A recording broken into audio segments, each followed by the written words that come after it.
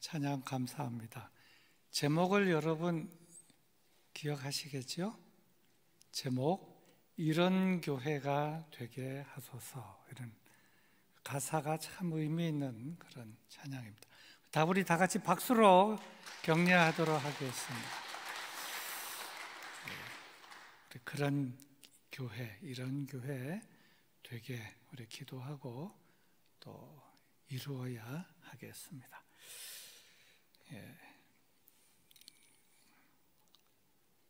사도행전은 총 28장인데요. 사도행전 전체 요절은 1장 8절입니다. 오직 성령이 너에게 임하시면 너희가 권능을 받고 예루살렘과 온 유대와 사마리아와 땅끝까지. 28장인데 예루살렘과 온 유대와 하는 이 내용 중심으로 되어 있는 것이 1장부터 12장까지입니다.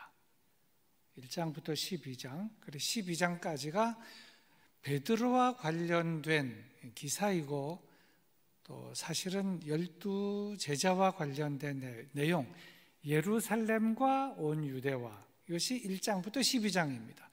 13장부터 28장까지는 사마리아와 땅끝까지. 그래서 그러니까 유대인의 사도는 이제 12 제자이고 그 대표가 베드로이고, 이방인의 사도 바울입니다. 13장부터 28장까지가 사마리아와 땅끝까지 이렇게 내용이 대체적으로 구성이 되어 있습니다. 그리고 이제 사마리아부터 땅끝까지 이방인의 사도로 복음을 전하는 그 내용을 보면 이제 처음에 13장부터 제1차 전도여행, 2차 전도여행, 3차 전도여행 이렇게 나가는데요.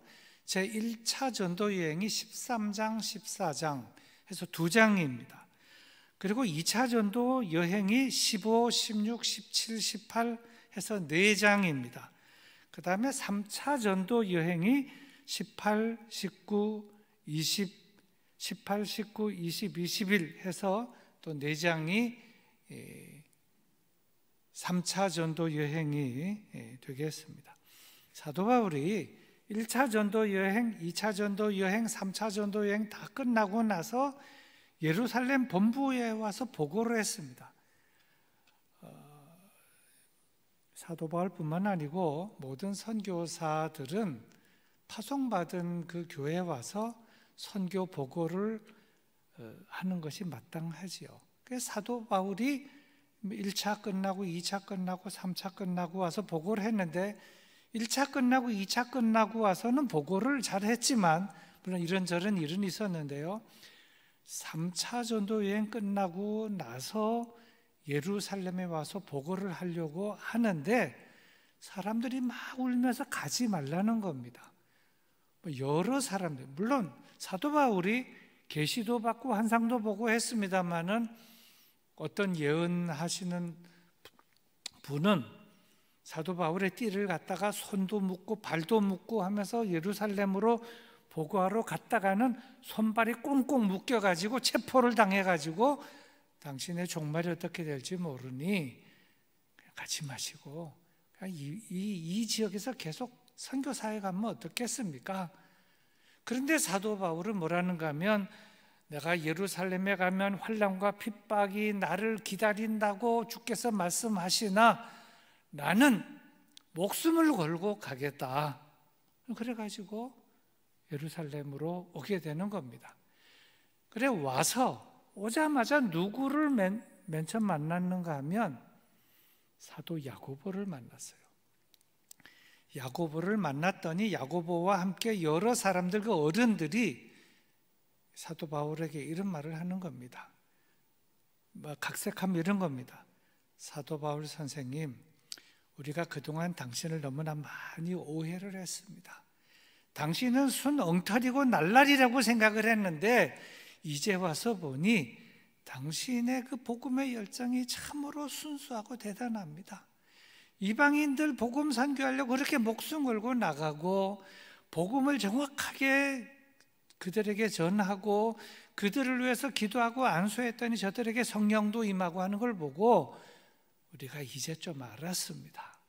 그러면서 이제 인정을 하고 있는 그때에 소아시아에서 온 사람들이 사도 바울 저 사람은 아닙니다, 뭐 어쩌고 저쩌고 하면서 막 난리를 피운 거예요. 3차 전도 여행 끝나고 예루살렘 본부에 와서 일주일 동안 선교 보고를 하는데 밖에서 막 소동이 일어났습니다. 소동이 일어나면 어떻게 해야 돼요? 말하자면 경찰이 와야지요. 왜 여기 시끄러운가? 왜 여기가 난리가 일어났죠? 근데 그 당시 그 지역을 주둔하고 치안을 담당하는 사람은 로마 군인이었기 때문에 로마 군인들 100부장, 1000부장이 와서 아니 이 예루살렘에 왜 이렇게 시끄럽습니까? 했더니 저 사람 때문에 그렇습니다. 사도 바울을 지목하는 겁니다. 그래서 100부장과 로마 군인들이 사도 바울을 체포를 하게 됩니다.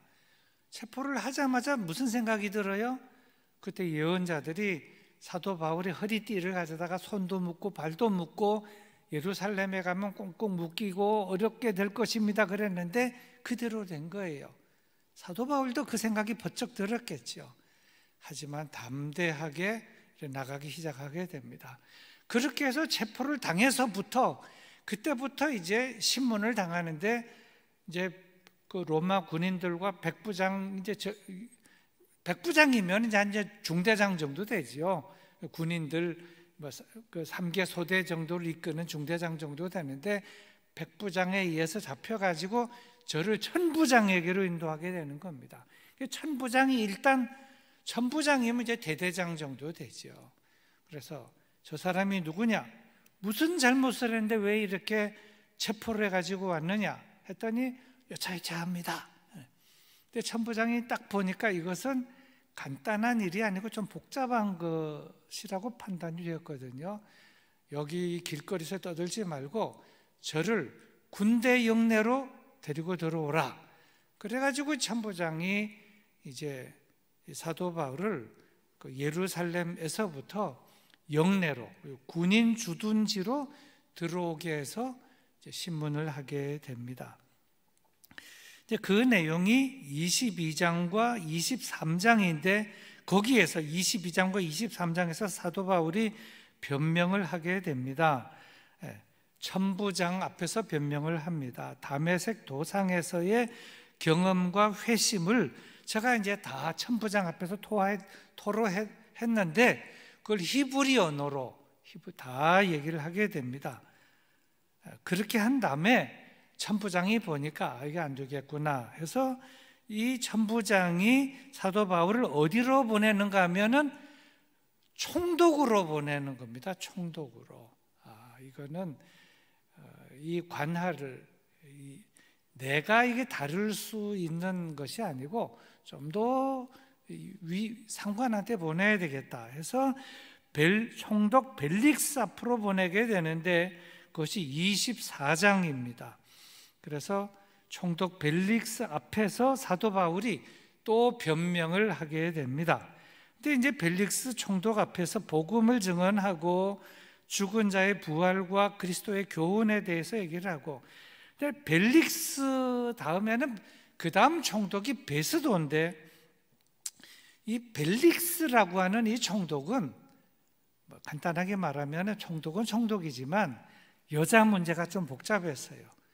여자 3명하고 결혼을 해서 첫째 여자하고 결혼하다가 그만두고 또 이쁜 여자하고 또 결혼해서 또 그만두고 세 번째 여자 또 뭐 그래서 그러니 로마 본부에서 보니까 이 벨릭스 총독이 이 여자 문제 때문에 너무 시끄러운 거예요. 그래서 본부로 소환을 하고 그 다음에 보낸 사람이 베스도라고 하는 총독을 보냈습니다. 근데 이 베스도라고 하는 이 총독은 벨릭스 총독처럼 여자 문제 복잡하고 하는 것이 아니라 아주 꼬장꼬장한 아주 강직하고 흠이 없고 이런 총독이었어요. 근데 베스도가 부임하자마자 이런 일이 터지게 되니까 야 뭐 총독 정도 되면 알지 않겠습니까? 이 상황이 보통 상황이 아니로구나 이렇게 알게 됩니다. 그래서 이제 이 베스도는 신문을 하기는 해요.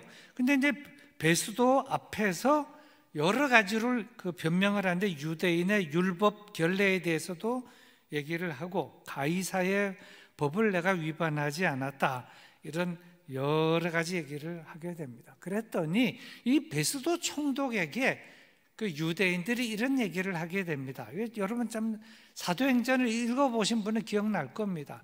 총독이 새로 부임을 했거든요. 근데 이제 이 사건이 복잡한 사건이니까 이 총독은 어디에는 가이사랴라고 하는 군인 주둔지에 있는 겁니다. 그런데 거기 가서 이런 얘기를 합니다. 사도 바울을 가이사랴에서 거기에 영내 주둔지에 두고 거기서 재판하지 말고 예루살렘으로 옮겨서 예루살렘에서 좀 재판하고 좀 신문하고 재판하면 안 되겠습니까? 근데 그 말이 그럴듯한데 베스도가 가만히 들어보니 이거 좀 문제가 있거든요. 근데 유대인들이 왜 지금 온 지 얼마 안 되는 베스도 총독에게 이렇게 딜을 했는가 하면 사도 바울을 가이사랴에서부터 예루살렘까지 옮기는 그 호송하는 도중에 여러분 그 사도행전 전에 읽었던 분들은 기억할 겁니다. 매복했다가 사도 바울을 쥐도 새도 없이 암살을 해서 죽여버리려고 이거 뭐 재판하고 왔다 갔다 할 거 없이 재판하면 저거 그 사도 바울이 아주 또 뭐 변증도 잘하고 말도 잘하니까 그냥 가이사랴에서 예루살렘으로 호송하는 호송차에서 요즘 말하면 현금을 호송할 때 뭐 현금을 강탈하듯이 이 사도 바울을 이렇게 이송하는 그 사이에 매복했다가 저를 암살해서 죽일 생각을 했는데 이 베스도 총독이라는 사람 가만 보니까 뭐 그럴 거 있나? 내가 여기서 가이사랴에 내가 가서 거기서 신문하고 조사하고 재판 내가 거기 가서 하겠다. 그리고 여러분들은 만일 궁금하면 사도 바울을 예루살렘으로 데려오라 하지 말고 너희도 가이사랴에 와서 신문하는 것도 방청하고 또 재판하는 것도 거기 와서 보면 될 거 아니냐. 총독이 그렇게 말하니까 아무 말 할 말이 없어진 것입니다. 너희들 할 말 있으면 가이사랴로 와라. 와서 방청도 하고 만일 사도 바울을 더 송사할 일이 있으면 거기 와서 해라. 너희들이 뭐 그 범인을 그 죄인을 이리로 옮겨라 말라. 왜 그렇게 하느냐? 그랬더니 그게 쑥 들어가게 된 겁니다. 그리고 제가 이 설명을 좀 길게 드리는 이유는 이것이 25장까지 내용이라는 거예요. 25장까지. 그리고 오늘이 26장입니다. 26장. 그 26장 오늘은 거의 끝부분을 읽었는데요. 26장 앞부분의 내용이 무엇인가 하면 그렇게 해서 이 베스도 총독은 이제 궁금한 거예요. 아니, 이 도대체 이 유대인들 재판하는데 자기 전임자는 벨릭스 총독이 뭐 말하자면 지지고 볶고 이런 일들이 많았는데 또 정보도 들은 바도 있고 자기가 이 총독 일을 잘하려면은 자세히 알아봐야 되겠다 이런 생각을 해서 이제 이 베스도 총독이 사도 바울을 앞에 세워놓고 신문을 하고 이제 재판을 하기 전에 신문을 하려고 그러는데 혼자서 하지 아니하고 이 베스도 총독이 거기에 그 지역을 다스리는 왕이 아그리빠라고 하는 왕이 있는데 예수님이 탄생할 때 그때는 아그리빠 왕이 제1세이고 지금 현재는 아그리빠 왕 제2세입니다. 보통 1세, 2세 하면은 아버지가 1세고 아들이 2세가 되는데 아그리빠 왕 1세는 형이고 아그리빠 왕 2세는 동생입니다. 동생이에요. 근데 이제 이 아그리빠 왕 2세는 혼자 살고 있는 사람이에요. 혼자. 독신입니다. 그런데 지금 여기에 버니게라고 하는 여자가 등장을 하는데 이 버니게라고 하는 이 여자는 이 집안에 말하자면 아그리빠 왕 2세보다 한 살 위에 눈악격이 되는데, 또 이 버니게라고 하는 이 여성은 드루실라라고 하는 여성의 그 친언니예요. 그리고 아그리빠 제1세 왕이 딸이 셋 있었는데 그 다 미인들을 낳았다고 그래요. 그래서 첫 번째 딸이 버니게고 셋째 딸이 드루실라인데, 드루실라도 여러 번 결혼했고 이 버니게라고 하는 이 딸도 여러 번 결혼을 했어요.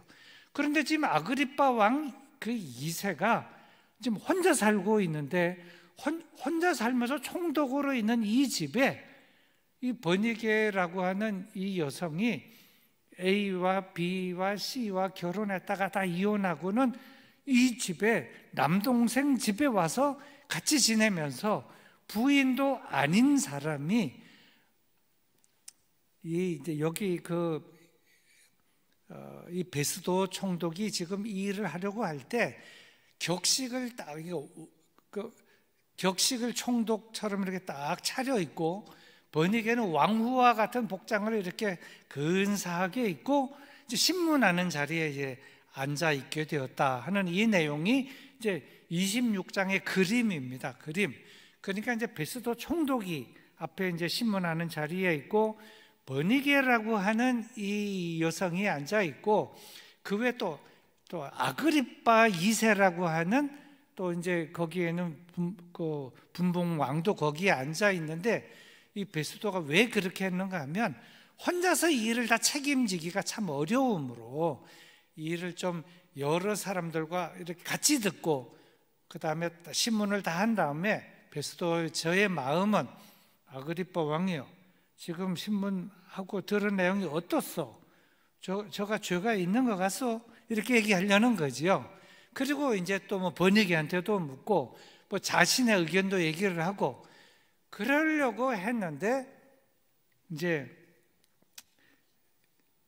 이렇게 자리를 만들었습니다. 그런데 이제 26장에 보면은 맨 먼저 아그리빠 왕 앞에서 변명을 하게 됩니다. 26장 앞부분에 보면 이제 아그리빠 왕 앞에서 먼저 변명을 하고, 그 다음에 이제 베스도 총독 앞에서 변명하는 일들이 나타나는데, 아그리빠 왕 앞에서는 개종에 대한 경위, 기독교의 참됨, 자신의 무죄, 뭐 이런 내용에 대해서 자신이 변명을 합니다. 자, 26장 1, 2절을 제가 잠깐 읽어보겠습니다. 여러분 화면을 보시면 되겠습니다. 1절과 2절입니다. 오늘 그 본문에 있는 맨 앞에 있는 내용이에요. 아그리빠가 바울에게 이르되 너를 위하여 말하기를 내게 허락하노라 하니, 이에 바울이 손을 들어 변명하되 아그리빠 왕이여, 유대인이 고발하는 모든 일을 오늘 당신 앞에서 변명하게 된 것을 다행히 여기나이다. 사실 사도 바울은 이방인의 사도로 이방인을 다니면서 이렇게 대부분의 일반 그 평민들 대상으로 쭉 복음을 전했습니다. 근데 저는 이제 마지막에 1차, 2차, 3차 전도여행까지 마치고 나서는 어떻게 하면 왕족이라든지 총독이라든지 아니면 황제 앞에 자기가 가서 복음을 전할 수 있겠나, 이런 마음을 품고 로마에 가서 복음을 전할 그런 큰 뜻을 품고 있었는데, 자기 자신으로서는 그 일이 불가하잖아요. 자동적으로 체포가 돼가지고, 자동으로 체포가 되어서 백부장에게로, 천부장에게로, 벨릭스 총독에게로, 베스도 총독에게로, 그러면서 총독으로 해서 황제에게까지 가서 저들 앞에서 신문을 받고 재판을 당하면서, 거기서 너의 제목이 무엇이냐, 넌 무슨 잘못을 했느냐, 그러면 예수 그리스도의 일생에 대해서 예수님이 그리스도라고, 예수님이 메시아라고, 내가 이거 말하는 것밖에 죄가 없습니다, 그 얘기를 다 하면서 복음을 이제 증거하게 된 것입니다. 그래서 이제 1, 2절이 있고, 그 다음에 3절부터 오늘 본문 바로 앞에 절인 그 23절까지 그 내용이, 그 전체 내용이 뭔가 하면 사도 바울이 이런 얘기를 했습니다. 나는 유대인입니다. 나는 본래 기독교인이 아니었습니다. 율법을 일이 다 아주 열심히 연구하는 정통 유대인이고 율법주의자였는데, 내가 이때까지 그렇게 믿고 주장했던 것이 잘못되었다는 것을 내가 나중에 깨달았습니다. 왜 그런 일이 일어났느냐? 사실은 내가 예루살렘 본부에서 대제사장들에게 지금 이 시대에 시끄럽게 하고 소요를 일으키는 그 그리스도인들이라고 하는 그 무리들을 잡아올 수 있는 체포영장, 체포 권한을 내가 받아가지고, 그리고 다메섹이라고 하는 다마스커스로 한참 달려가고 있는데, 갑자기 이 사건이 나타나서 하늘에서 음성이 들리고 빛이 내리쬐이고, 그런 희한한 일을 내가 경험하게 됐습니다. 그 일 이후에 내가 생각이 바뀌게 되었습니다. 그렇게 그 많은 그 예언자들이 예언했던 그 메시아라는 사람이 이 사람이로구나. 그런데 그 그리스도인들이 그렇게 얘기해가지고 우리 유대인들이 저를 십자가에 매달아 죽이지 않았습니까? 죽였고, 나도 그 일의 증인입니다. 예수님을 죽인 사람은 아니지만 그리스도인들을 핍박하고, 또 그 다음에 사실은 아주 열성분자인들, 그 사람들을 돌로 쳐 죽이는, 스데반을 죽이는 그 일에 있어서 내가 증인으로 있었던 사람인데, 우리는 그를 죽였으나 하나님이 저를 살리셔서, 우리가 믿는 하나님이 저를 살리셔서 우리의 주와 그리스도가 되게 하셨습니다. 그래서 내가 생각이 바뀔 수밖에 없었습니다. 그 얘기를 이 베스도 총독 앞에서 얘기하고 아그리빠 왕 앞에서 얘기합니다. 그런데 베스도는 총독이면서 사실은 이방인이고 로마 사람인데, 아그리빠는 유대인이에요. 유대인. 유대인이니까 이 율법도 하고 다 알지 않겠습니까? 한참 얘기를 하고 나서 사도 바울이 참 머리가 좋아요. 아그리빠 왕이요, 말하자면 이런 겁니다. 나도 유대인이고 당신도 유대인이지 않습니까? 당신 율법 알지 않습니까? 당신도 이 사건 모르는 바가 아니지 않습니까? 당신도 다 알면서 왜 모른 채 하십니까? 이렇게 이제 정곡을 찌르면서 얘기를 합니다. 당신도 아는 바이고, 당신도 우리가 예수님을 십자가에 매달아 죽였으나 하나님이 저를 살리신 것을 당신 들었지요? 당신도 믿지 않습니까? 나는 믿습니다. 당신도 믿으시는 줄로 믿습니다. 이렇게 몰고 가는 거예요. 그냥 말하자면 신문하는 그 자리를 무슨 자리로 만들었느냐? 간증의 자리, 부흥회를 만드는 거예요. 부흥회 자리를 만드는 거예요. 그러니까 얼마나 놀라겠어요, 저들이. 막 황당하기도 하겠죠. 26장 19절부터 23절의 내용을 제가 읽어볼 텐데 여러분 화면을 보시기 바랍니다. 19절부터입니다. 아그리빠 왕이여, 그러므로 하늘에서 보이신 것을 내가 거스르지 아니하고 먼저 다메섹과 예루살렘에 있는 사람과 유대 온 땅과 이방인에게까지 회개하고 하나님께로 돌아와서 회개에 합당한 일을 하라 전함으로 유대인들이 성전에서 나를 잡아 죽이고자 하였으나 하나님의 도우심을 받아 내가 오늘까지 서서 높고 낮은 사람 앞에서 증언하는 것은 선지자들과 모세가 반드시 되리라고 말한 것밖에 없으니 곧 그리스도가 고난을 받으실 것과 죽은 자 가운데서 먼저 다시 살아나사 이스라엘과 이방인들에게 빛을 전하시리라 함이니이다 하니라. 사도 바울은 공부를 많이 한 사람답게 논리정연하게, 그리고 이스라엘 역사에 대해서 쭉 말하고 복음의 역사성, 성경적 증거도 조목조목 되면서 쭉 이렇게 설명을 이렇게 다 했습니다. 18절까지 하고 19절부터 23절까지입니다. 그리고 나서 이어지는 내용이 오늘 본문인데요. 24절 제가 읽어보겠습니다. 여러분 화면 보시면 되겠습니다. 바울이 이같이 변명하며 베스도 총독입니다. 크게 소리내어 이르되 바울아 내가 미쳤도다. 내 많은 학문이 너를 미치게 한다 하니,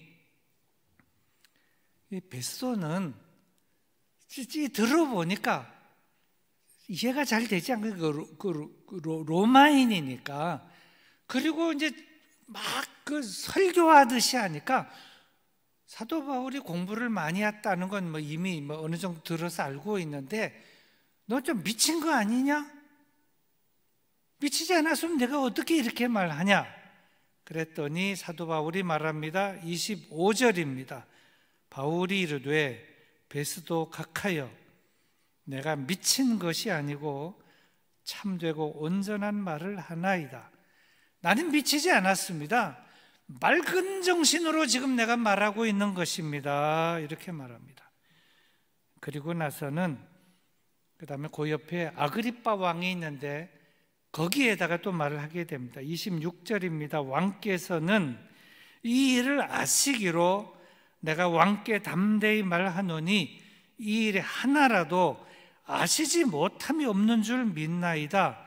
이 일은 한쪽 구석에서 행한 것이 아니니이다. 이러니까 얼마나 이 아그리빠 왕이 속으로 뜨끔했겠습니까? 왕은 아시지 못할 줄을 내가 아나이다. 이 일 한쪽 구석에서 일어난 것이 아니고 그냥 도시 한가운데서 일어난 일인데 아그리빠 왕이 이걸 모른다고 그러면 그럼 당신은 거짓말장이 아닙니까? 이러면서 이제 몰고 가는 겁니다. 그러면서 그 다음에 아주 중요한 얘기를 합니다. 27절과 28절입니다. 거침없이 말하는데 아그리빠 왕이여 선지자를 믿으시나이까? 믿으시는 줄 아나이다. 이렇게 얘기하니까 아그리빠 이 왕이 그냥 당황을 하게 되는 겁니다. 왕이 막 이렇게 신문하는 자리에서, 이게 신문하는 자리에 부흥해야 하는 자리야, 이렇게 생각이 되는 거예요. 28절입니다. 아그리빠 왕이 말합니다. 바울에게 내가 적은 말로 나를 권하여 그리스도인이 되게 하려 하는도다. 알기는 아는 거죠. 벌써 딱 직감적으로 느낀 것입니다. 사도 바울은 주어지는 기회, 그리고 이 자리, 절호의 찬스인데 그 놓칠 이유가 없지 않습니까? 과감하게 저는 목숨을 걸고 지금 복음을 전하고 있는데 절호의 찬스가 왔는데 아그리빠 왕에게도 복음 전하고 베스도 총독에게도 복음을 전하고 하고 있는 것입니다. 단도직입적으로 선지자를 믿으십니까? 믿으시는 줄로 믿습니다. 이렇게 한 거예요. 대단하죠. 아그리빠 왕은 야, 내가 이 신문 받는 자리에서 넌 이런 식으로 나에게 전도하냐? 나보고 믿으라고 이렇게 밀고 들어오냐? 그 말인 것입니다. 설득이 되는 듯 하기도 하고 당황스럽기도 하고 좀 밀리기도 하고, 밀리는 거죠 지금 아그리빠 왕이. 그런데 오늘 말씀의 최고의 압권은 마지막 29절에 있습니다. 29절 제가 읽어봅니다. 바울이 이르되 말이 적으나 많으나 당신뿐만 아니라 오늘 내 말을 듣는 모든 사람은 다 이렇게 결박된 것 외에는 나와 같이 되기를 하나님께 원하나이다 하니라. 저는 이걸 보고 멋지다. 신문 받는 자리인데 거기서 다 나와 같이 되기를 원합니다. 결박된 것 외에는 나처럼 완전히 새롭게 되어서 전에는 그리스도인이 아니었으나 그리스도인이 되고 모든 자리에서 그리스도를 증언하고 증거하는 다 나와 같이 되기를 원합니다. 그랬더니 어떻게 된지 아십니까? 29절 다음에요. 30절이 내가 읽지 않은데 여러분 눈으로 여러분 성경책 보세요. 30절 이 말 딱 끝나고 나니까 이 위에 있는 이 위에 이 고위층 앉아 있는 베스도 총독, 아그리빠 왕, 버니게 이렇게 딱 신문석 앉은 사람들이 다 일어나서 나가는 거예요. 이제 다 들었다. 그리고 나가면서 한마디씩 하는 겁니다. 한마디씩 하는데 그 말이 무슨 말인가? 31절 있습니다. 뒷짐지고 나가면서 들어보니 저 사람은 죄가 없구만. 이 사람은 죄가 없구만. 복잡한 소송이로구만. 이렇게 하고 나가는 겁니다. 이게 31절입니다. 우리가 지금 한 이 신문한 저 양반은 무죄야, 무죄. 사도 바울은 이미 죽을 각오를 했어요. 목숨을 걸고 주어진 자리에서 나는 유대인입니다. 그리고 나는 율법을 공부를 했습니다. 그리스도인들을 많이 핍박을 했습니다. 하지만 그러나 나는 이제 그 생각을 바꿨습니다. 변했습니다. 그렇게 된 사건이 있습니다. 이 일은 어느 한쪽 구석에서 일어난 일이 아닙니다. 백주 대낮에 일어난 일입니다.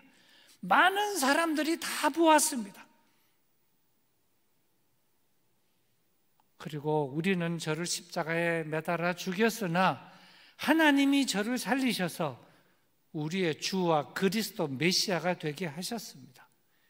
그래서 나는 저를 이제 믿습니다. 왕이시여, 당신은 선지자를 믿으십니까? 믿으시는 줄로 믿습니다. 그리고 왕, 버니게, 베스도 총독 할 거 없이 여러분들 다 내가 이렇게 포승줄에 묶여 있는 거 이거 외에는 여러분들 거기 뭐 높은 자리에 있지만 나와 같이 되기를 원합니다. 했더니 말은 안 하지만 속으로 아멘 하고 다 일어서서 퇴정 다 나가고 나가면서 하는 말이 무죄로구만 하고 나갔다는 거죠. 여기서 우리가 깨닫는 것은 다 나와 같이 되기를 원하나이다. 이런 담대한, 이런 그 분명한 믿음, 이런 것이 우리에게 있어야 되지 않겠는가 하는 점 우리가 깊이 깨닫게 되는 것입니다.